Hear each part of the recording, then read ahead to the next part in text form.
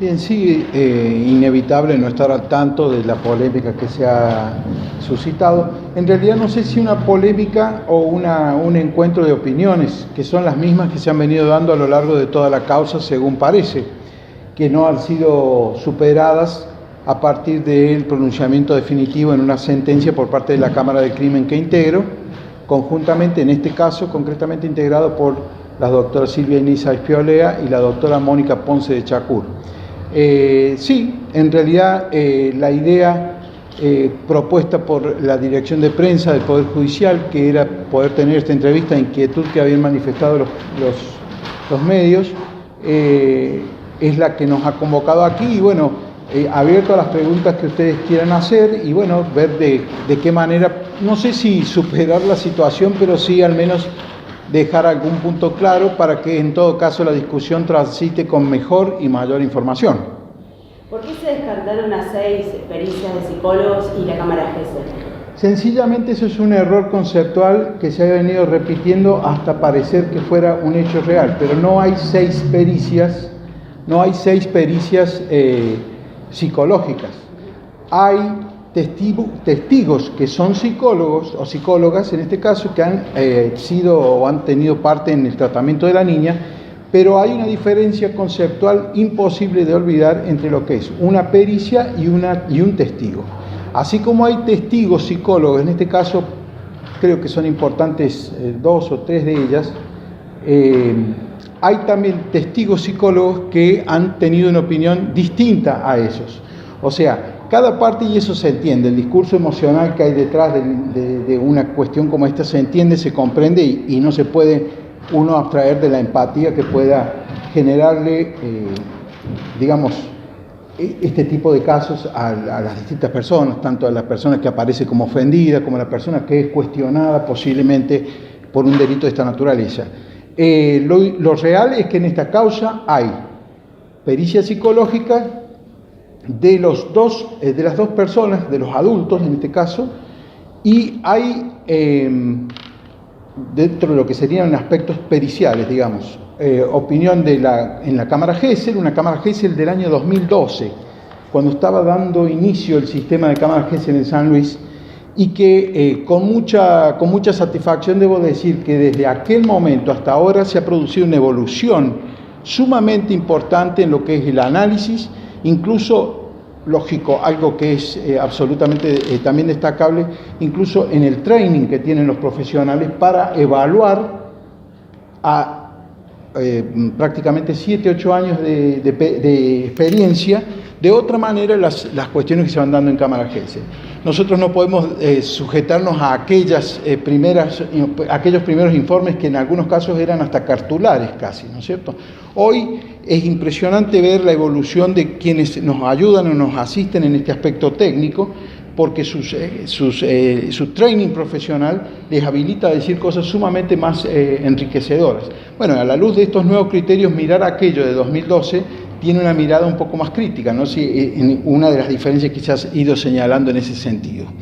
Pero ese es el hecho. No hay 6 pericias psicológicas porque eso no es cierto, es una inexactitud de quien lo haya dicho. Lo que hay son testigos, como podrían ser también testigos especiales o profesionales, las maestras de la escuela a la que asistía la niña, con una opinión absolutamente neutra, no advirtiendo. El equipo técnico de esas escuelas también dijo que no veían nada, o sea que tenemos opiniones profesionales de los dos extremos. Los testigos profesionales, en este caso, que han estado aportando elementos, han hecho conclusiones profesionales que el tribunal, y de esto puedo decirlo, me hago cargo, con algún criterio apodíctico. ¿Qué quiere decir? Un psicólogo dando verdad sobre un hecho recibido en su consultorio, no es posible que lo haga de manera apodíctica. Soy más claro, no se pueden dar por cierto, o sea, con certeza absoluta, a partir de la evidencia psicológica. Los psicólogos, y eso podrá averiguarse, hay gente con mucha experiencia en nuestra ciudad, tiene una prestigiosa facultad de psicología, sabe que podemos hablar de tendencias, podemos hablar ¿Podemos decir que es un diagnóstico prematuro? No lo sé, yo respeto muchísimo a las personas que han actuado, entiendo, es más, Si acá se hubiera visto un mal proceder, un proceder intencionado, posiblemente el resultado hubiera sido otro, personas dando explicaciones donde las tienen que dar. No se ha visto eso, pero sí se han dado opiniones que se han ido suflatando con el tiempo de manera que parecieran que son revelaciones y no es así. Son posiciones profesionales que han sido consideradas y evaluadas en el contexto de otras también producidas en sentido adverso y que han provocado lo que en esta causa ha motivado la absolución, que es la neutralidad probatoria a los efectos de lograr certeza. Doctor, ¿por qué se decide hacer una segunda cámara Gesell? Bien, otra inexactitud que bueno, la recuerdo en este momento como oyente de los medios y demás, es haber hablado de dos cámaras Gesell en el sentido, sí, han sido dos cámaras Gesell porque el dispositivo utilizado son los de cámara Gesell, pero no significa que se haya hecho una, lo voy a poner en un término sencillo para que sea comprensible, una pericia de cámara Gesell en la segunda oportunidad. El tribunal evaluó que, a la luz del artículo 12 de la Convención de los Derechos del Niño, que impone el deber de escuchar al niño en todo aquello que lo concierne, y esto como que no lo concierne, era conveniente, no para el tribunal, sino para la causa,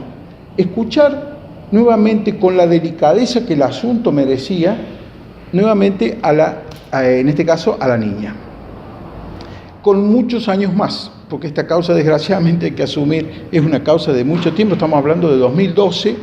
a la fecha, o sea, hay una evolución personal importante que le hace bien a la causa conocerla, porque hoy se va a dictar la sentencia, hoy se va a repercutir sobre la realidad no solamente de las personas que están en la causa, sino también del medio, es así. Me refiero, hoy impacta con su sentencia después de todo ese tiempo. Esa segunda entrevista de cámara Gesell fue simplemente a los efectos de poder viabilizar el derecho a ser oído del niño y la consecuente obligación de todos los que intervenimos en esos asuntos de escucharlo. El resultado de esa fue apreciar una niña realmente, lo dije en su oportunidad, me parecía una hermosa niña, una niña sana de espíritu, al menos eso es lo que pude apreciar en forma directa, que es otra de las cosas que en un tribunal de juicio nos vemos impedidos en general por esto de querer proteger tanto al niño que al final no lo escuchamos. 7 años después vamos a juzgar su causa solamente teniendo una imagen de un nenito de 4 años a una preadolescente. Significa también que no tenemos la oportunidad de conocer de primera mano qué es lo que tiene para decir en este caso esta niña o este niño en general en las causas. Se hizo esa segunda entrevista con ese propósito y fue muy fructífera, participaron todas las partes. El límite que se hizo, vuelvo a decir, con mucha satisfacción, con el enorme profesionalismo que se trató la cuestión, con la colaboración de las especialistas de cámara Gesell, se logró un ambiente en el cual la niña pudo ejercer ese derecho constitucional con tranquilidad, sin sufrir, porque ese era el límite, o sea, no podemos poner un niño a sufrir porque nosotros necesitamos que nos explique alguna cosa. Y de allí, bueno, salieron muchos elementos también que terminan por generar esta situación en la que el tribunal, partiendo de lo que ha sido primero una sospecha, después una probabilidad y en búsqueda ya en el juicio que es el asunto, el límite constitucional, dice que no se puede condenar a una persona si uno no alcanza la certeza sobre el hecho y la responsabilidad. No es el parecer del juez, no es el parecer de las partes, no es la opinión de los medios, no es el sentir popular, sino concretamente una manda constitucional que está organizada para que esto no sea el reflejo de la voluntad de alguien, sino concretamente una conclusión lógica, legal y afirmada en la ley. Eso es lo que ha hecho el tribunal en su tránsito hacia construir esa certeza. Bueno, no se ha logrado plenamente y ha sido necesario responder como manda la Constitución que se debe hacer. Ante la imposibilidad de certeza se debe absolver.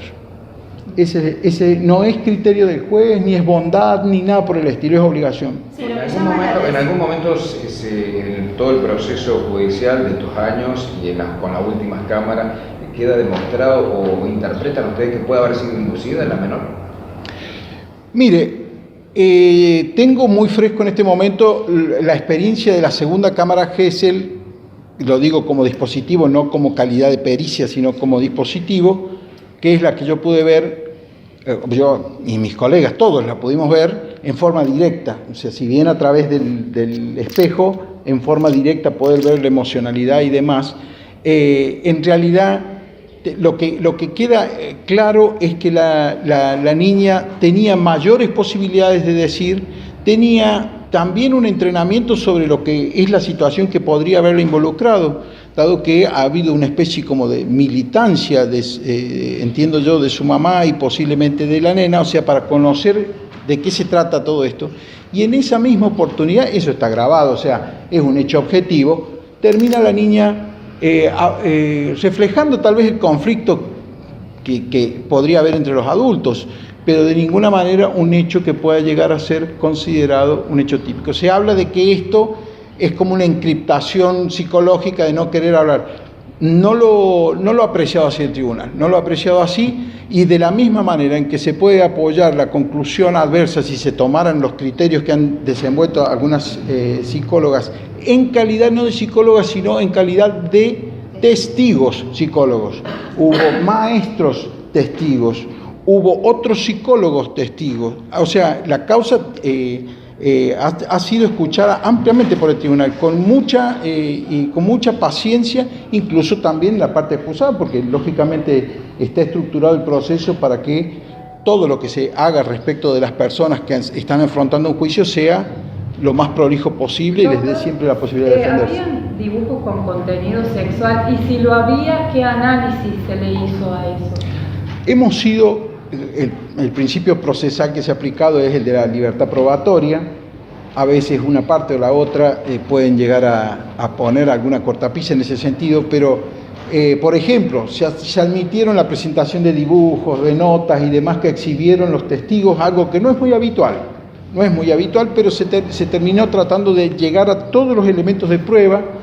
Desgraciadamente los análisis que se hacen muchas veces los hacen personas que no han estado presentes en el juicio. En este tipo de juicio no se puede estar, no son abiertos, pero bueno, también se llegan a análisis de demasiada exquisitez sin haberlos presenciado. Casi son opiniones, no son análisis en definitiva.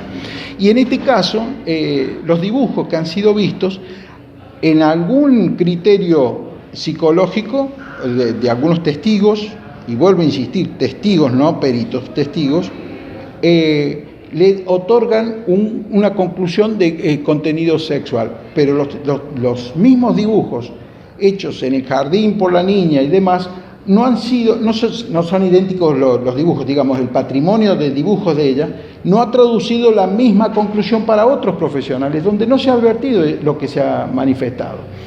Esto, más allá de la opinión profesional y personal que pueda haber sobre la interpretación, en realidad nos pone en una situación de neutralidad, o tenemos que pensar que unos son más psicólogos que otros, algo que no tenemos por qué desacreditar a una persona en función de otra. Es trabajo del juez de tomar determinación por una u otra cuestión. En este caso... Es una postura tomar, si usted desestima un dibujo donde una nena dibuja un pene, claramente hay una desestimación y grave, porque realmente hay una nena que está expresando a través de dibujos. Hay psicólogos que son profesionales que determinan o que aportan a la causa, diciendo que la niña está pasando situaciones de abuso, y eso se tomó como, ustedes toman una postura neutral, primero liberando a un acusado, a una persona que podría ser que es su papá. O sea, perdón, Si es una nena de 4 años. Perdón,